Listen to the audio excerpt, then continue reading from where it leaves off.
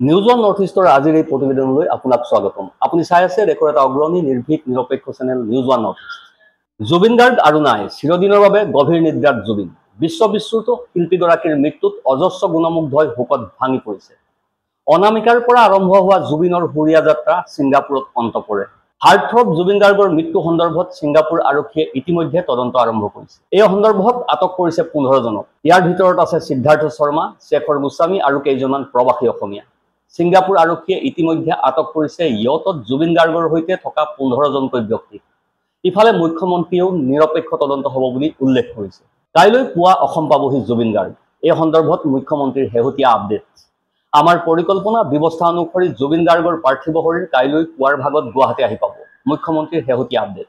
ইপিনে জুবিন গাৰ্গলৈ শ্ৰদ্ধাঞ্জলি জনাই ৰাজ্যৰ শিক্ষা বিভাগে মহান শিল্পীগৰাকীৰ অন্ত্যেষ্টিক্ৰিয়া সম্পন্ন নোহোৱালৈকে সকলো পৰীক্ষা বাতিল কৰিছে। ছিংগাপুৰত জুবিন গাৰ্গৰ মৰণোত্তৰ পৰীক্ষা সম্পূৰ্ণ। মুখ্যমন্ত্ৰী হিমন্ত বিশ্ব শৰ্মাই জনালে এই কথা। মৰমৰ শিল্পী জুবিন গাৰ্গলৈ শ্ৰদ্ধাঞ্জলি জনাই আজি স্বতঃস্ফূৰ্তভাৱে বন্ধ হৈ পৰিল গুৱাহাটী মহানগৰ।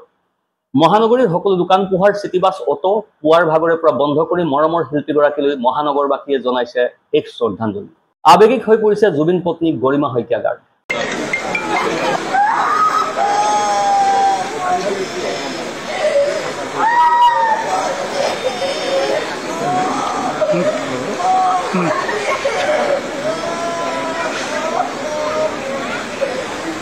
কেতিয়াও আৰু উভতি নাহে জুবিন, আৱেগিক গৰিমা শইকীয়া গাৰ্গ।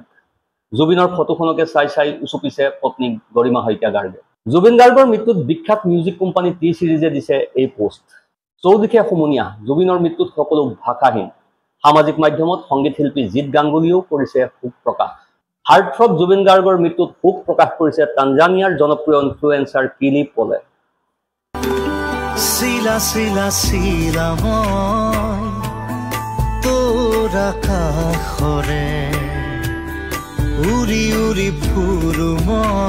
জুবিনৰ মৃত্যুৰ খবৰটো সহ্য কৰিব পৰা নাই বলিউডৰ সংগীত শিল্পী প্ৰীতমে।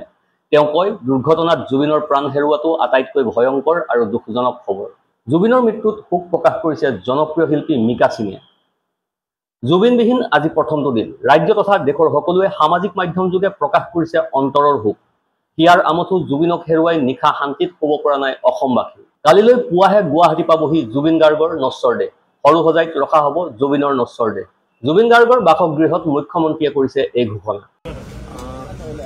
আপোনালোক সকলোৱে ইতিমধ্যে অৱগত যে আমাৰ মৰমৰ জুবিন গাৰ্গৰ যিটো পষ্টমৰ্টেম কৰাৰ কথা আছিল, পষ্টমৰ্টেমৰ কাম সম্পূৰ্ণ হ'ল আৰু এতিয়া জুবিন গাৰ্গৰ পাৰ্থিৱ শৰীৰ আমাৰ ভাৰতৰ ৰাষ্ট্ৰদূত বা আমাৰ যিখিনি বিষয়া আছে বা জুবিনৰ বন্ধু আছে তেওঁলোকক অৰ্পণ কৰি দিয়া হৈছে।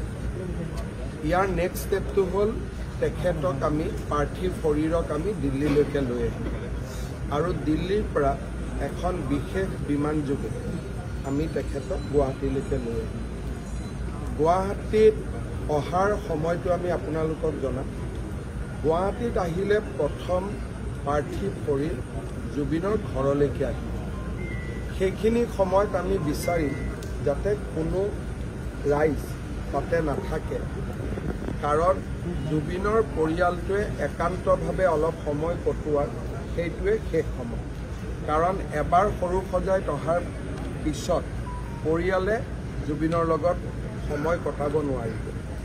গতিকে জুবিনৰ পৰিয়ালে আমাৰ পৰা বিচাৰিছে যে জুবিনৰ পাৰ্থিৱ শৰীৰ জুবিনৰ ঘৰলৈকে আহক আৰু জুবিনৰ 85 বছৰীয়া পিতৃক বা আন পৰিয়ালৰ যিখিনি পৰিয়ালৰ লোক তেওঁলোকে যাতে অলপ নিবিড় মুহূৰ্ত তাতে কটাব পাৰে।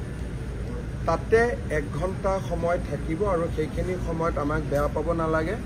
আৰক্ষীয়ে আমি কৈছোঁ যাতে জুবিনৰ পৰিয়ালে জুবিনৰ লগত অন্তৰংগ সময় অলপ কটোৱাৰ পৰিৱেশ এটা যাতে সৃষ্টি কৰি দিয়ে।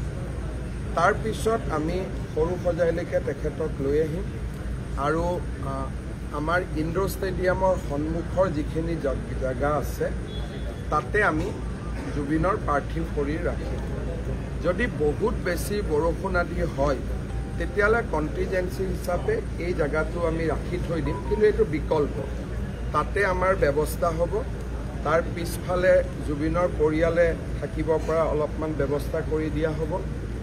একেবাৰে নিকট বা খুব আত্মীয় মানুহখিনি অলপ চকীত বহিব পৰা ব্যৱস্থা কৰি দিয়া হ'ব। আমাৰ য'ত হেলিপেড আছে, যিসকল ৰাইজে অলপ বেছি দেৰি থাকিব খোজে, সেই জাগাটো আমি ডেভেলপ কৰিম। আমাৰ ইয়াৰ যিখিনি মাল্যৰ্পণ আদি হৈ থাকিব, তাতে আমি চায়ো থাকিব পাৰিম। আৰু গুৱাহাটীত বাকী যিমান আমাৰ ভিজুৱেল প্লেটফৰ্ম আছে, তাতো আমি গোটেই আমাৰ ইয়াত শ্ৰদ্ধাঞ্জলি অনুষ্ঠানটো আমি পোনপটীয়াকৈ দেখুৱাই থাকিম। আমি জানো যে আমাৰ ইয়াৰ টেলিভিশ্যন সকলেও দেখুৱাই থাকিব। তথাপিতো যিসকল ইয়াত কিছু সময় থাকিব খোজে, তেওঁলোকৰ কাৰণে আমি থকাৰ ব্যৱস্থা কৰি দিম। আমি এনাফ টয়লেটছ আদিৰো ব্যৱস্থা কৰিম, খোৱা পানীৰো ব্যৱস্থা কৰিম। আৰু অহাকালি আমি এইটো চিন্তা কৰিছোঁ যে নেশ্যনেল হাইৱেত আমি ট্ৰাকছ আদি সোমাব নিদিম। বাইহাটা চাৰিআলিত তেওঁলোক যাবগৈ, যাতে ইয়াত থকা পাৰ্কিং লটছখিনি আমি ল'ব পাৰোঁ, কাৰণ অসমৰ বিভিন্ন জেগাৰ পৰা মানুহ আহিব। আৰু অহাকালি ৰবিবাৰ আছে, অহাকালি বন্ধ দিয়াৰ কোনো প্ৰাসংগিকতা নাই।